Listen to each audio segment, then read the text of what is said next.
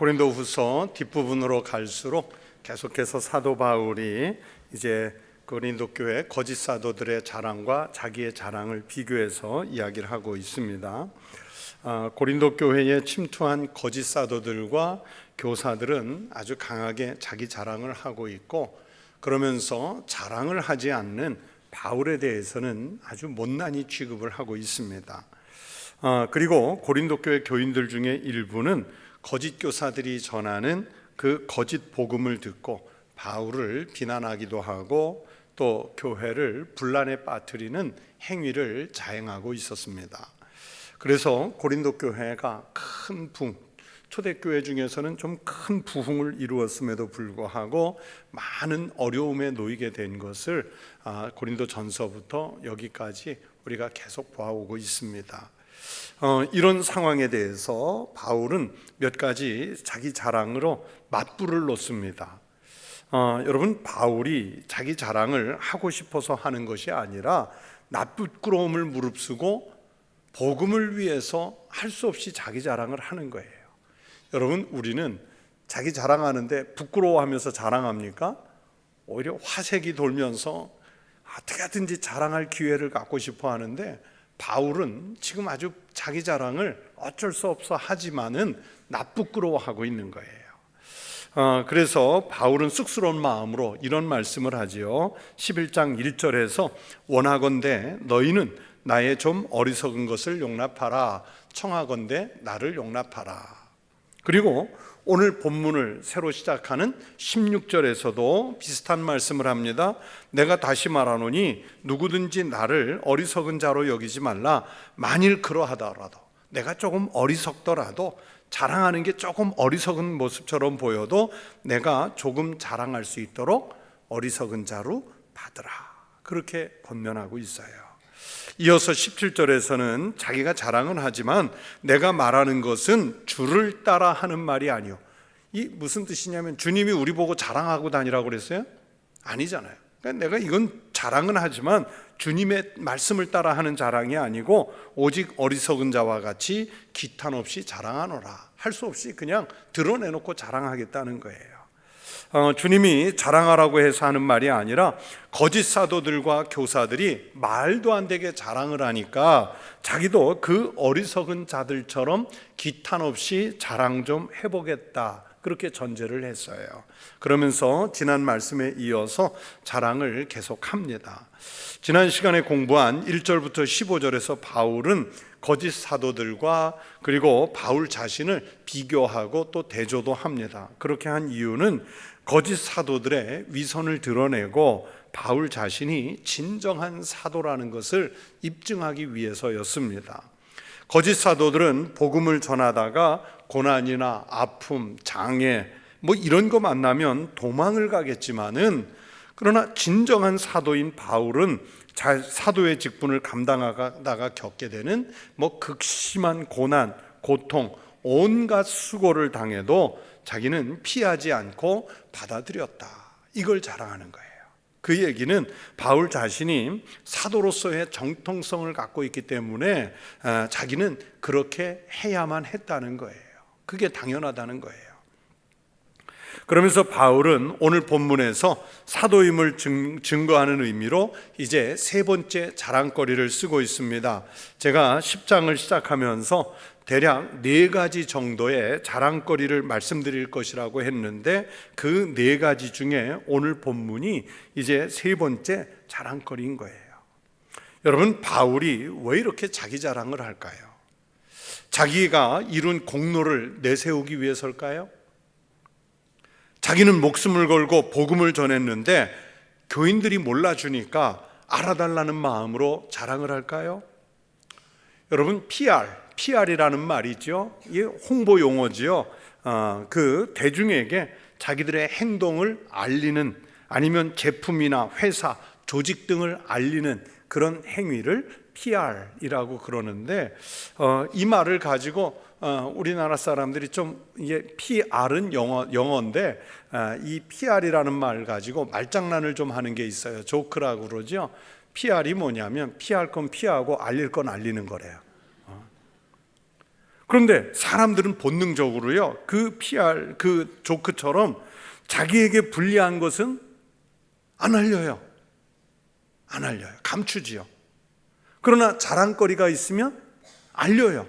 그러니까 피할 건 피하고 알릴 건 알리는 게 이게 우리 본성이에요. 본능이에요. 자기가 뭔가 작은 것만 성취해도, 아니면 자기가 맺은 관계에서 조금만 자랑거리가 있어도 우린 자랑을 하고 싶어요. 심지어 어떤 사람을 만나서 대화를 하다 보면요, 아이 자랑하는 것까지는 그래, 자기 자식이니까 자랑하겠지, 받아줄 수 있는데, 자기 자랑, 자식 자랑을 하다가 한 걸음 더 나가면 자기 아이 선생님 자랑도 해요. 자기 아이의 친구 자랑을 해요. 듣고 있는 상대방은 그 선생님이 어떤 사람인지, 내가 알고 있는 당신의 아이까지는 내가 알겠는데 그 아이의 친구는 내가 누군지 알지도 못하는데, 어떻게 얘기하다 보면 막 끌어다가 그냥 여기저기 연결시켜서 막 자랑을 해요. 자기가 아니라 자기가 알고 있는 사람 중에 막 또 자랑하고 싶은 사람, 자기 시댁에, 뭐 자기 친정에, 뭐 자기 친구 중에, 자기 직장 중에, 우리는 자기 자랑을 넘어서 끝만 있으면 끌어다가 자랑을 해요. 그러니 여러분, 남의 것도 자랑을 하는데 자기 것 중에 좋은 거, 잘된 거, 성공한 거, 우리 아이가 뭔가를 성취한 것이 있으면 숨겨두지 못하고 자랑하지요. 자기가 어떤 책임을 맡았었을 때 자기가 그때 무슨 결과를 얻어냈는지, 무엇을 성취했는지 우리는 자랑을 하고 싶어요. 이런 행위들이 꼭 뭐 나쁘다기보다는 그렇게 자기를 내세워 자랑하고 싶은, 그게 우리 인간의 본성이라는 걸 얘기하는 거예요. 이건 자랑이 나쁘다는 게 아니라 우리는 그렇게 기회만 얻으면 자랑하고 싶어 해요. 그런데 바울은 그렇게 자랑하고 싶어하는 인간의 본능적인 욕구를 눌렀어요. 자랑하지 않았습니다. 바울 자신이 뭐 예수님에게 어떤 직분을 받았는지, 그리고 예루살렘 회의에 가서 그 원래의 사도들에게 어떻게 인정을 받게 됐는지, 안디옥 교회가 어떤 과정을 거쳐서 자기를 파송하게 됐는지, 그리고 전도 여행을 다니면서 몇 개 교회를 설립했고, 그것을 교회를 통해 얼마나 많은 제자들을 길러냈고, 그리고 그 교회들이 얼마나 큰 부흥을 이루어냈는지 바울이 자랑하지 않아요. 그랬더니 자랑하지 않으니까 고린도 교회 교인들 중에 일부가 바울을 못난이 취급하고 있는 거예요. 자랑 안 하고 있으면 겸손한 걸로 봐줘야 되는데 그게 아니라 못난이 취급을 하고 있는 거예요. 바울의 사도권이 정당한지, 바울이 방언을 할 줄 아는지, 바울에게 무슨 탁월한 별도의 은사가 있는지, 아니면 뛰어난 다른 사도의 추천서를 가지고 있는지, 뭐 바울이 언변은 있는지, 말에는 어눌한데 편지로만 강한 척 허세를 부리는 것은 아닌지, 지금까지 다 살펴온 거잖아요. 온갖 흠집을 만들어서 그렇게 바울을 비난해요. 자랑하지 않고 가만히 있으니까 바울이 무능한 사람인 것처럼 바보 취급을 해요. 바울을 기만하는 거지요. 우리가 아는 대로 바울이 자랑거리가 없습니까? 근데 참고 있는 거예요.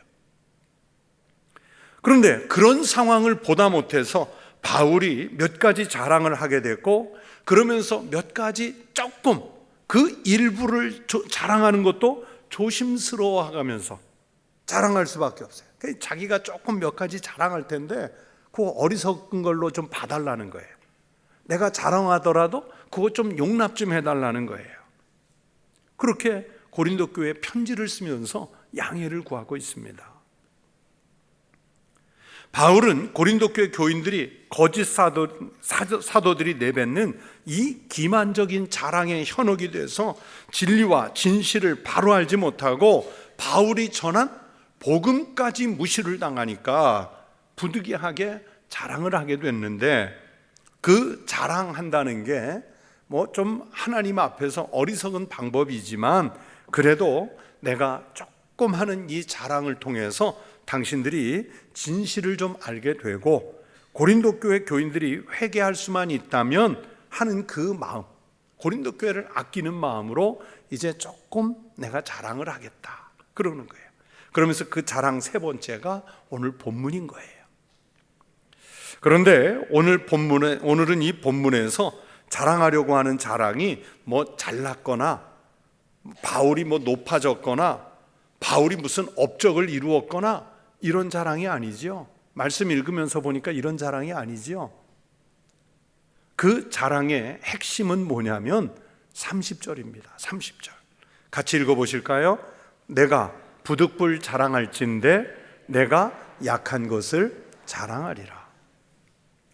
어쩔 수 없이 불가피하게 자랑을 하지만 그렇다고 자신의 신분이나 혈통 또는 자기의 학식 이런 것들을 자랑한 것이 아니라 고난을 당하고 위협을 받고 육신적으로 허약한 이런 약한 상태, 내가 약한 것, 이게 지금 말씀하려고 하는 바울의 자랑거리예요. 그래서 내가 약한 것을 자랑한다. 약한 것을 자랑한다. 그 말씀을 해요. 사람들은요, 뭘 자랑합니까? 자기가 가진 것 중에 좋은 거, 자기가 조금 위에 올라간 높은 거, 자기가 남들과 비교했을 때 한 가지라도 더 가진 거, 자기가 일하면서 이루어낸 거, 이런 걸 자랑하면서 할 수만 있으면 약한 거, 약점, 허점 이런 건 감추려고 합니다. 여러분, 약점을 왜 드러냅니까? 제가 그 신학교에서 학생들에게나 또는 저희 자녀들에게 가르칠 때 보면은 이렇게 이력서를 쓰잖아요. 자기소개서를 쓰잖아요.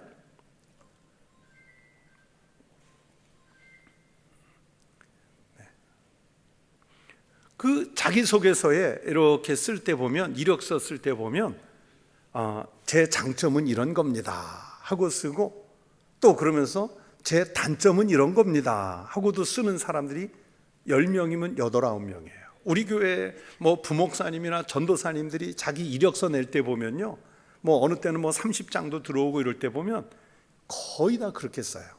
근데 그거 되게 바보 같은 생각이에요. 아니, 약점을 왜 드러냅니까? 지금 장점을 얘기해도 뽑힐까 말까인데, 보면 나의 단점은, 저의 단점은 세상적 기준으로는요, 누군가에게 어필하려고 하면 단점은 쓰는 거 아니에요. 약점은 말하는 게 아니에요.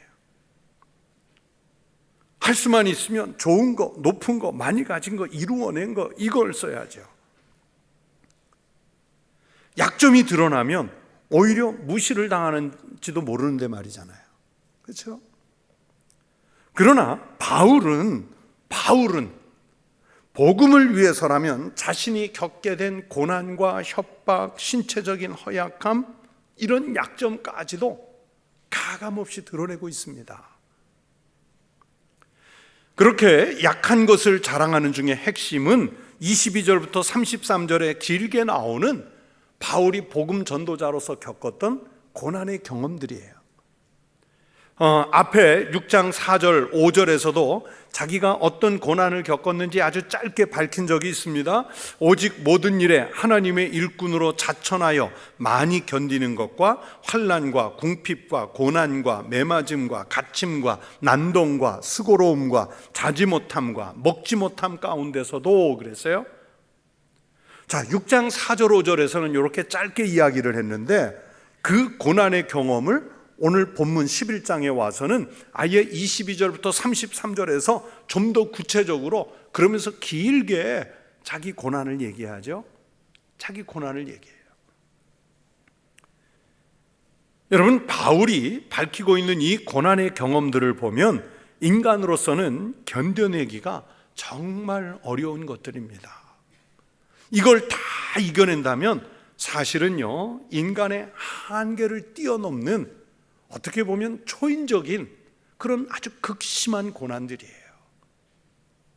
바울이 예수님으로부터 받은 복음 증거의 사명을 위해서 온전히 자신을 바쳤기 때문에, 죽을 각오로 했기 때문에 이 고난들을 이겨낸 것이지, 만약에 여러분 나라면, 정말 보통 사람인 우리라면 이 바울이 말씀하는 이 고난 가운데 한두 가지만 겪어도요, 우리는 금방 포기할 정도로 정말 아픈 경험들이에요.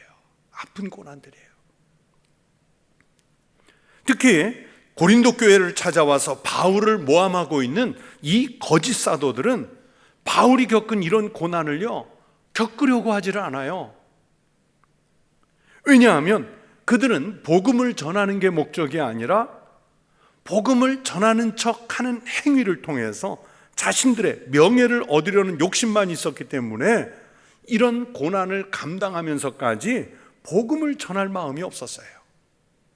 그래서 바울이 그들과 비교해서 내가 복음 때문에 이런 고난까지 겪었다 할 수 없이 그걸 밝히는 거예요.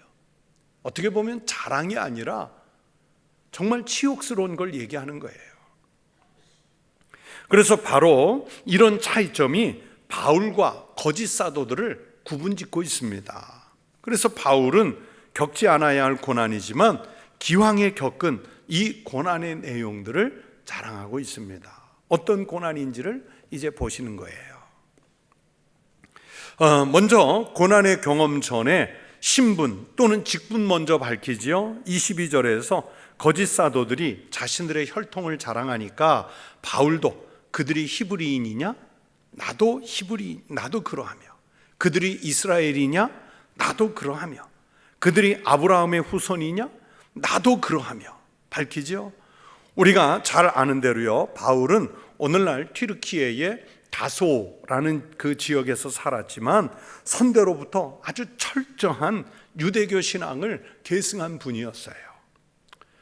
굳이 따지면 이방 지역에 살고 있었기 때문에 헬라파 유대인이었어요. 빌립보서 3장 5절에서 자신의 가문에 대해 그리고 율법적 지위에 대해서 바울이 스스로 자기 신분을 밝힌 말씀이 있어요. 나는 8일 만에 할례를 받고 이스라엘 족속이요 베냐민 지파요 히브리인 중에 히브리인이요 율법으로는 바리새인이요. 그만큼 자신의 혈통에 대해서 자부심을 느낄 수 있는 말씀인데, 이스라엘 내에서도요 아주 독보적인 그런 위치인데 그렇다고 이것을 자랑하지 않았어요. 여러분, 우리나라 사람들도 자기 가문 자랑하는 경우 많지요. 여러분, 우리나라 사람 치고요 왕년에 한 가닥 안 하던 집안이 있습니까? 다 한 가닥 하던 집안이잖아요. 그거 내세울 필요 없어요. 우리나라 성씨 중에 압도적으로 제일 많은 게 무슨 성이에요? 김씨. 김씨의 절반이 이씨, 이씨의 절반이 박씨. 그런데 보세요, 김씨, 이씨, 박씨, 우리나라 국민의 50%를 헐쩍 넘는 이 김씨, 이씨, 박씨는요 옛날 조상들이 다 뭐였어요? 왕족이었잖아요. 여러분, 저 함부로 보지 마세요. 왕족이었어요. 왕족. 이 왕족이었는데 누가 함부로 대합니까? 김씨, 이씨, 박씨는 석씨, 왕씨 다 포함하겠지만 왕족을 경험한 후손들이에요. 그러니 국민의 절반이 넘는 사람이 다 왕손인데 그거 자랑할 게 뭐가 있어요? 너무 흔해 빠졌는데. 그렇잖아요. 더더군다나 지금이 양반 귀족 사회입니까? 봉건주의 사회입니까? 계급 사회입니까?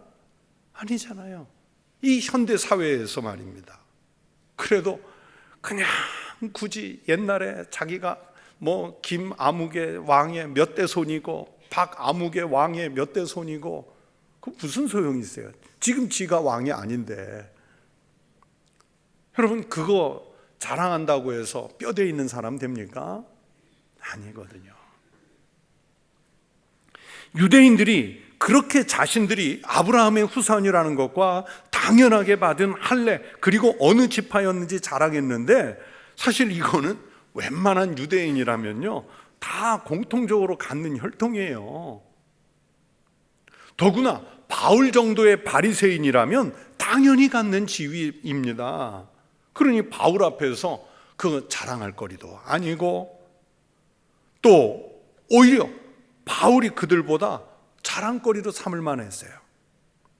그런데도 바울 고린도 교회에 와서 우리는 정통 히브리인이다, 우리는 정통 이스라엘 사람들이다, 우리는 정통 아브라함의 후손이다, 이걸 자랑을 하는 거예요. 근데 사람들은 바울이 그런 자랑 안 한다고 그런 자랑하고 있는 거짓 사도들에게 귀가 솔깃해서 마음이 넘어가 버린 거예요. 오히려 그들보다 바울이 더 자랑할 거리인데. 또 오늘 성경에 보니까 거짓 사도들이 자신들이 그리스도의 일꾼이라는 자랑을 했던 모양이죠. 그래서 바울이 23절에서 그들이 그리스도의 일꾼이냐? 정신없이 말을 하거니와 나는 더욱 그러하도다, 그렇게 반박해요. 그러면서 본격적으로 바울 자신이 그리스도의 일꾼이었기 때문에 그들이 겪지 않은 그 엄청난 고난을 내가 겪었다, 그러면서 그 고난을 나열합니다. 왜 굳이 이것을 밝히냐면 거짓 사도들은 그리스도의 일꾼이라고 스스로 자랑을 하면서도 이런 고난은 받지도 않았고, 이런 박해를 받을 위험에 빠지면 도망칠, 꽁지를 빼고 도망칠 사람들이 바로 그들이라는 거예요. 자, 이제 바울이 밝히는 고난의 내용들을 보십시오. 거짓 사도들보다 수고도 더 많이 하였습니다. 옥에도 더 많이 갇혔습니다. 매도 수없이 맞았고 죽을 뻔한 고비도 참 많이 넘겼습니다. 그러면서 그 죽을 뻔한 내용들을 말하는데요, 유대인들에게 40에 하나 감한 매를 5번 맞았다 그랬어요. 이 매는 태형을 말하는데 옛날 우리나라 곤장과 제일 비슷해요. 유대인들의 율법에서 태형은 40대를 넘길 수가 없어요. 그래서 40에 하나 감한 매, 39대까지만 때리는데, 가장 큰 죄를 지은 죄인이 받는 태형이 39대인데 많은 사람이요 10대를 못 넘기고 혼절한답니다. 그리고 20대 이상을 넘기면 죽는 사람이 태반이래요. 39대를 맞는 사람도 거의 없는 거예요. 20대, 30대 넘어가면 죽어요. 그런데 이런 형벌을 받다가 죽으면 그냥 끝나는 거예요. 그런데 바울은 복음을 전도하다가 그런 태형을 5번이나 맞았으니 5번 죽었다 살아난 거예요. 이 살아난 게 기적이에요. 40에 하나 감한 매를 맞고 살아난 것 자체가 기적이에요. 25절에서 또 3번이나 태장을 맞았다고 했죠. 여러분, 태형이 묶어놓고 때리는 곤장과 비슷하다면 태장은 채찍으로 때리는 형벌입니다. 긴 가죽끈 끝에 날카로운 납덩이, 아주 송곳같이 날카로운 납덩어리를 매달아서 때리는 형벌인데요, 채찍이 몸을 때리고 살에 박혔다가 떨어질 때 그 날카로운 납덩어리에 살이 찢겨져 나가는 거예요. 로마인들이 노예나 이방인들을 통치할 때 사용했던 형벌입니다. 제가 영상 하나 보여드릴게요. 한번 보세요.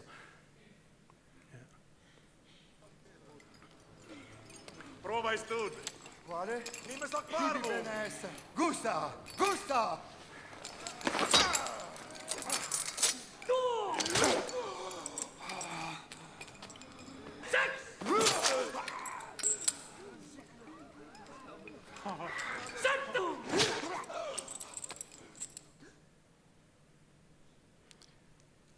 너무 잔혹해서 그 다음 장면은 뺐어요.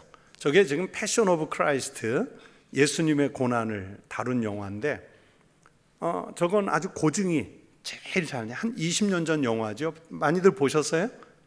네. 요거 딱 그 다음 장면 보면 탁 채찍으로 때렸는데 그 채찍 끝에 딸린 빼족한 칼들이 예수님 옆구리에 박혔다가 살점을 뜯어내요. 바로 그런 태장이에요. 사도 바울도 이 태장을 3번이나 맞은 거예요. 3번. 이 태장도 한 번 맞으면 거의 죽음에 이를 정도로 고통스러운 형벌입니다. 바울이 그걸 3번이나 견뎌낸 거예요. 그럼 거짓 사도들은 한 번도 맞아본 적이 없어요. 복음 전도한다는 명분 아래 이런 걸 당해본 적이 없어요. 한 번 돌로 맞았다 했는데 이건 투석형이라고 그래요. 지금도 아랍의 이슬람 문화에서는요 자행되고 있습니다. 집안에 명예를 더럽혔다고 여겨지거나 이슬람 율법을 어겼다고 여겨지면 법원에서 재판을 받아서 형을 내리는 게 아니라 집안의 어른이나 아니면 동네 원로들이 이 형벌을 내립니다. 그렇게 돌에 맞아서 죽는 경우가 생길 것 아니에요? 그러면 이걸 이슬람에서는 명예살인이라고 그래요. 우리 가문에, 우리 동네에 명예를 지키기 위해서 어쩔 수 없이 죽였다. 이 명예살인, 이슬람 문화에서 명예살인의 거의 80% 이상은 가족들이 합니다. 초대교회 스테반 집사님이 돌에 맞아 죽었죠? 바로 이 투석형이에요. 간음을 하다가 현장에서 잡혀 예수님께 끌려온 여인을 사람들이 돌로 치려고 손에 돌들을 들고 있었는데 지금 투석형을 하려고 준비하고 나왔던 거예요. 이 투석형에서 살아남은 사람은요 거의 없습니다. 거의 없어요. 수많은 사람이 한 죄인을 향해서 무조건 세게 돌을 던지기 때문에 누구 돌에 어느 급소에 맞아서 죽는지 모르고 죽는 거예요. 오늘 본문에 사도 바울이 한 번 돌에 맞았다고 그랬죠? 복음을 전한 것 때문에 이 투석형을 당했는데 사도행전 14장 루스드라에서 전도하다가 유대인들에게 투석형을 당했어요. 그래서 14장 19절, 사도행전 14장 19절을 보면 그들이 사도 바울이 죽은 줄로 알고 루스드라 성 밖으로 갖다 버렸어요. 근데 바울이 살았어요. 그 투석형을 맞고도 안 죽었어요. 살아난 것 자체가 기적이에요. 지금 바울이 아마 그걸 얘기한 것 같아요. 오늘 본문에서. 복음을 전하기 위해서 당연히 전도 여행을 다녔죠. 그러기 위해서 배를 타고 바다를 건너야 했고 산맥을 넘어야 했습니다. 광야를 지나기도 했습니다. 오늘날처럼 발달한 교통편을 이용해서 선교지에 가고 전도할 도시에 가는 것이 아니었습니다. 그것도 익숙한 나라, 익숙한 지형을 가는 게 아니라 아시아로 유럽으로 국경을 넘나드는 일이었으니까 사도 바울이 전도하러 다닌 여정이 얼마나 위험했겠어요. 그러는 중에 배가 파손돼서 죽을 고비를 넘긴 게 3번이고 일주일을 망망대해 바다에서 표류한 적도 있습니다. 곳곳에서 공격해오는 강도들의 위험, 바울의 목숨을 노리고 바울을 암살하려고 하는 유대인들의 공격, 또 이방인들의 공격, 끊임없이 다가오는 거짓 형제들의 음모와 모략 등이 있었다 그랬어요. 또 잠을 못 자는 날도 많았고요. 여러 번 굶어서 배고픈 적도 있었고 춥고 헐벗은 날도 많았습니다. 아무리 양보해도 인간으로서 살 만한 최소한의 조건이 아닌 상황에 놓여 있었던 거예요. 왜? 복음 전하는 것 때문에, 사도이기 때문에. 바울은 유대인으로서 높은 지위에 있던 사람이었습니다. 아주 정통 유대인이었고 또 나면서부터 로마의 시민권자였죠. 무엇보다도 바울 자신이 밝히는 대로 바리새인이었기 때문에 유대인들의 입장에서는 정치적 지도자였고 종교적, 신앙적 지도자였습니다. 그냥 편하게 살고자 하면 자신의 권력과 신분, 재산 등으로 편하게 살 수 있는 게 보장된 사람이었죠. 그런데 예수를 믿고 나서 이 고난의 길로 들어선 거예요. 예수 안 믿었으면 지금 바울이 오늘 본문에서 말하는 이 고난 중에 어느 것 하나도 겪지 않아도 되는 일들이었습니다. 그런데 왜 이런 고난을 겪으면서 선교 여행을 했을까요? 예수님의 복음을 전해야 할 사명 때문입니다. 그리고 교회를 세워가야 한다는 거룩한 염려 때문이었습니다. 이것 때문에 바울은 마음이 눌렸습니다. 28절 말씀을 보십시오. 이 외의 일은 고사하고 아직도 날마다 내 속에 눌리는 일이 있으니 곧 모든 교회를 위하여 염려하는 것이라. 이 말씀에서 내 속에 눌리는 일이라는 것은 뭐 우리가 가위 눌렸다 그러죠. 악몽을 꾸면 가위 눌렸다, 그런 뜻이 아니에요. 이 말은 헬라어로 에피스타시스라고 하는데, 이 에피스타시스라는 말은 마음으로 무겁게 걱정한다, 이런 뜻이에요. 마음으로 무겁게 걱정한다. 그러니까 바울은 자기가 겪는 이 참담한 고난 속에서도 자기 문제를 걱정하기에 앞서서 주님의 몸된 교회를 마음에 담고 걱정하는 거예요. 이것이 바로 교회를 염려하는 바울의 심정이었습니다. 보통의 사람들이 약하면 자기도 약하고, 사람들이 실족하는 일에 자기도 실족하는 연약한 사람이 바울이에요. 그래서 굳이 내가 자랑한다면 내가 약한 게 자랑거리다, 그 얘기를 하는 거예요. 다시 한번 30절을 보십시오. 내가 부득불 자랑할진대 내가 약한 것을 자랑하리라. 바울 자신도 이런 약한 사람이지만 거짓 사도들과 다르게 복음을 전하고 교회를 세우기 위해서 앞에서 이야기한 그런 고난들을 감내해낼 수밖에 없었다, 이걸 자랑하는 거예요. 그러니 지금 고린도 교회에 다시 묻는 거예요. 그러면 자, 이런 고난을 받으면서도 복음을 전했던 나와 그저 명예를 얻기 위해서 너희들의 마음을 현혹했던 그 거짓 사도들과 누가 진짜 사도이겠느냐, 이 질문을 하는 거예요. 그러면서 고린도 교인들 보고 똑바로 판단하라 하는 뜻에서 오늘 이 말씀을 하는 거예요.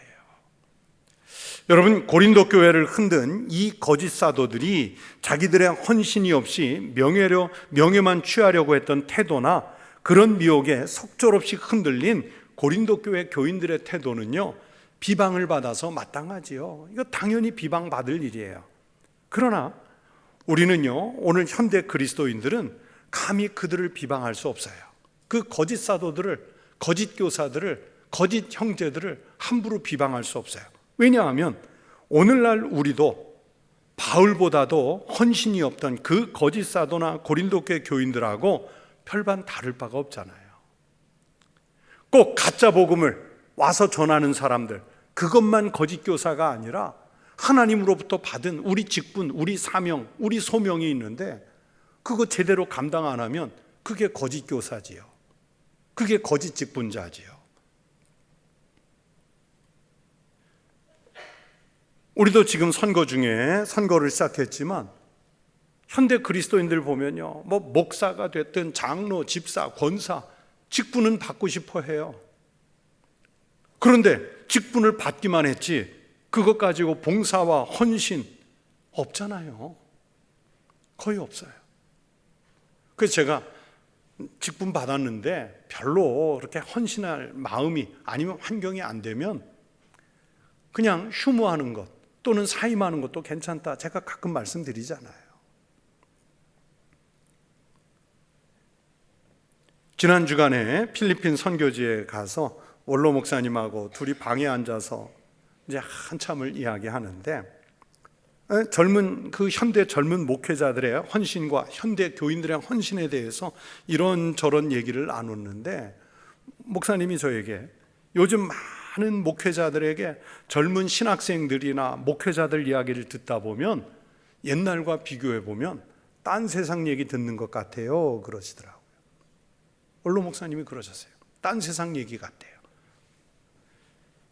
요즘 젊은 목회자들은 뭐 선교사로 가거나 개척교회를 하겠다거나 지방이나 시골의 작은 교회를 가겠다는 헌신이 잘 없어요. 죄송한 말씀이지만 진짜 없어요.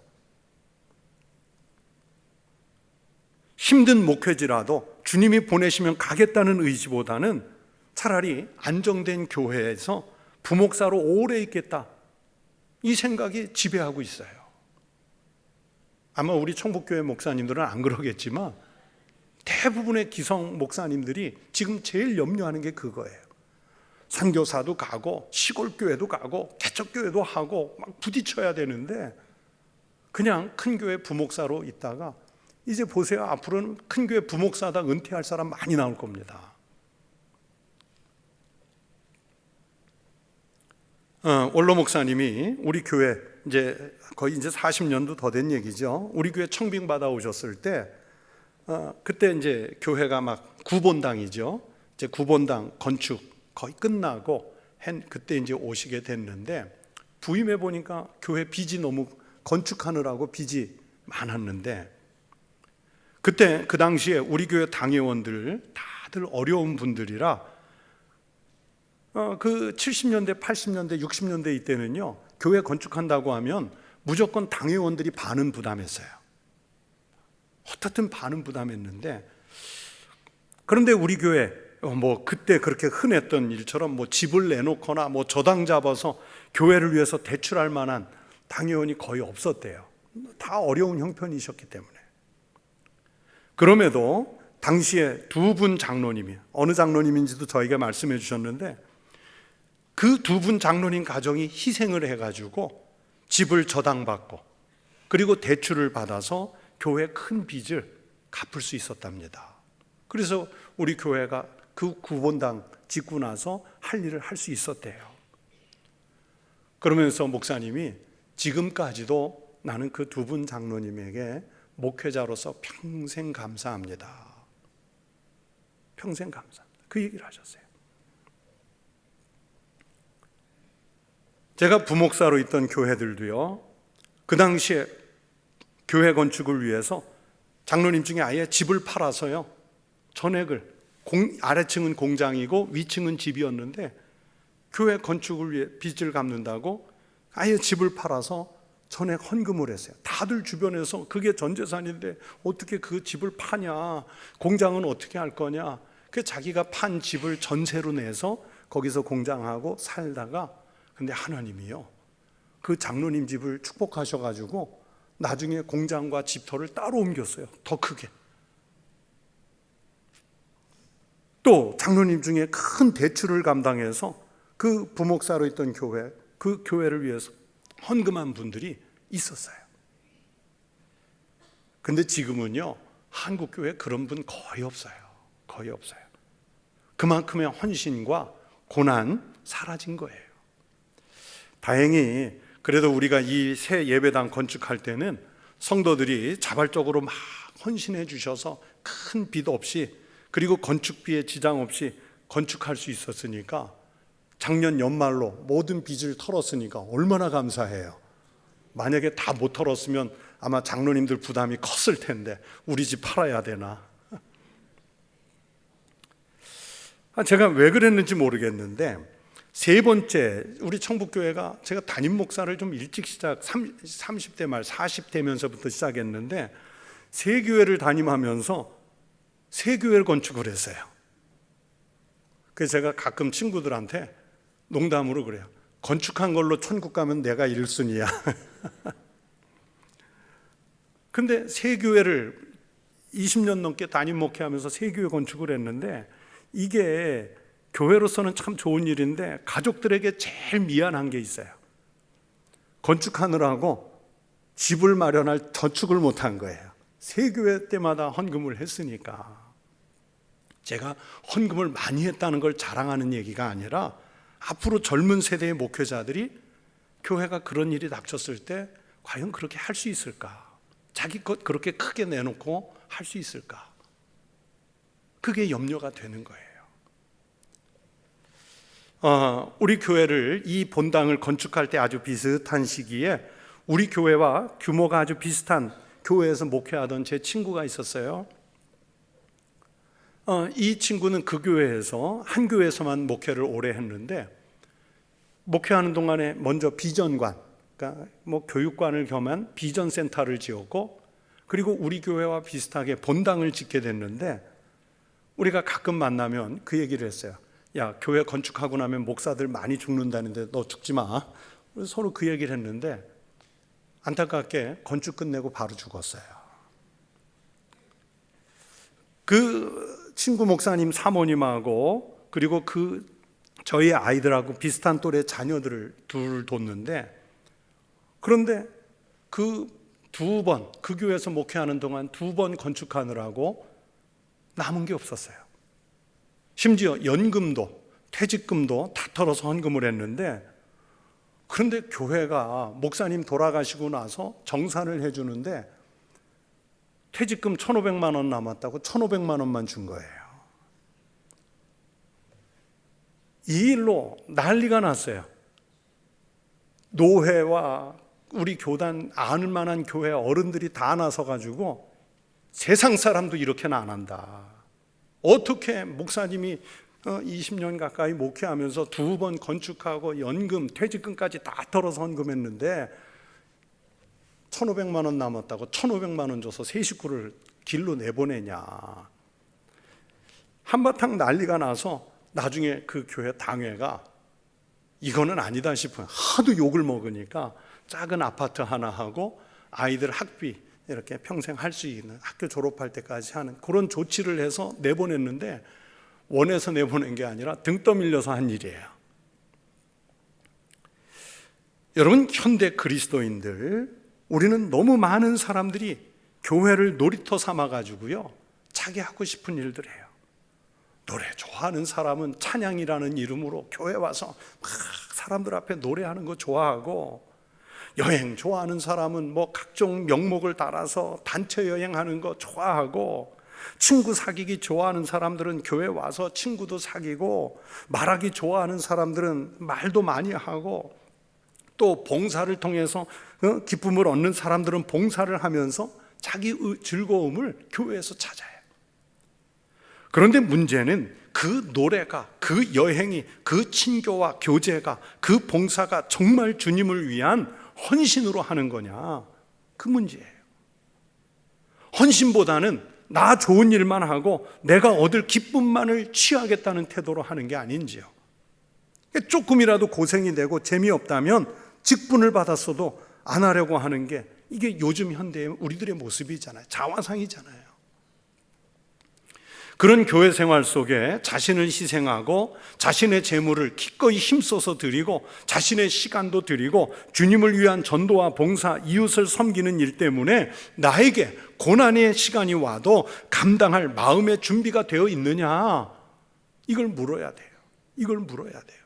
만약 그렇지 못하다면 오늘 사도 바울이 질타하고 있는 그 거짓 사도들, 고린도 교회의 그 흔들리는 교인들, 그 사람들하고 별반 다를 바가 없어요. 꼭 이단에 가야 거짓이 아니라 교회 안에 있으면서도 우리는 거짓 사도, 우리는 거짓 형제, 거짓 교인이 될 수 있어요.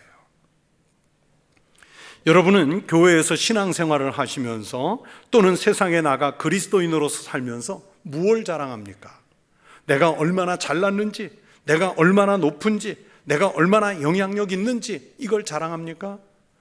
아무리 높은 자리에 있어도요, 낮은 자처럼 겸손한 분도 많아요. 아무리 많이 알아도요, 마치 모르는 사람처럼 겸손한 이들도 많아요. 이런 분들은 하나님 앞에서 자기의 약함을 알기 때문입니다. 내가 하나님 앞에서 잘났으면 얼마나 잘났고, 내가 가졌으면 하나님 앞에서 얼마나 가졌고, 내가 알면 하나님 앞에서 얼마나 알까, 그 겸손함으로 약해지는 거예요. 여러분, 우리가 다 바울처럼 살 수는 없습니다. 절대로 바울이 될 수 없어요. 그러나 우리가 다 그래도 바울이 되려고 해야 하고, 우리의 자랑은 하나님 앞에서 내가 얼마나 연약한 존재인지를 알려고 해야 합니다. 그런 겸손이 우리를 지배할 때, 우리 교회 안에서, 우리 삶의 자리에서 복음의 능력이 나타날 줄로 믿습니다. 바울이 약함을 자랑해서 그런 신앙의 모범을 보여주고 있습니다. 우리가 다 주님 안에서 약한 자로 겸손하게 살 때 하나님은 강한 능력으로 우리를 인도해 주실 줄로 믿습니다. 바울처럼 생명을 걸고 위험을 무릅쓰고 헌신하겠다는 다짐으로 살아가는 성도들 되시기를 축원합니다. 그리고 그런 일꾼들이 세워질 수 있도록 기도해 주시고, 또 여러분 자신이 바로 그런 일꾼 될 수 있도록 하나님 앞에 헌신하시기를 축원합니다. 기도하겠습니다. 하나님 아버지, 감사합니다. 저희들이 세상에 나가 자랑은 언제나 높은 것, 가진 것, 뛰어난 것, 이런 것이겠지만 하나님 앞에서 바울이 그랬던 것처럼 우리의 자랑은 오직 약한 것이게 하여 주시옵소서. 한없이 내려가고 한없이 겸손하고 한없이 비우고 고난을 받을지라도 하나님의 영광을 위해서라면 능히 감당하겠다고 하는 헌신의 마음을 갖게 하여 주시옵소서. 하나님, 이 시간에 주님께 귀한 예물을 드린 손들이 있습니다. 그 손에 축복하시고 하나님께서 그 가정과 일터에 더욱 풍성하게 채우시는 은총 있게 하여 주시옵소서. 주님께 감사드리며 예수 그리스도의 이름으로 기도하옵나이다. 아멘.